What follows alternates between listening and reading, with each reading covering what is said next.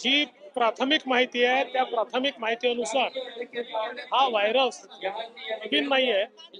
यापूर्वी देखील हा व्हायरस आलेला आहे। पुन्हा त्या व्हायरसचा चेंचू प्रवेश होताना दिसतो आहे। या संदर्भात जी काही ॲडवायझरी आहे ती आम्ही लवकरच त्या ठिकाणी जारी करू।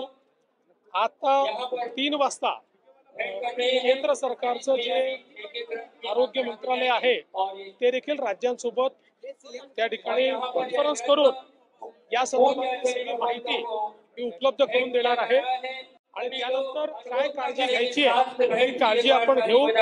आता जी प्राथमिक माहिती आहे त्या प्राथमिक माहितीनुसार हा व्हायरस नवीन नाही आहे। यापूर्वी देखील हा व्हायरस आलेला आहे। पुन्हा त्या व्हायरसचा चेंचू प्रवेश होताना दिसतो आहे।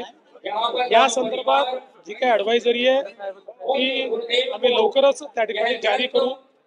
आता 3 वाजता केंद्र सरकारचं जे आरोग्य मंत्रालय आहे ते देखील राज्यांसोबत त्या ठिकाणी कॉन्फरन्स करून या संदर्भात सगळी माहिती मी उपलब्ध करून देणार आहे आणि त्यानंतर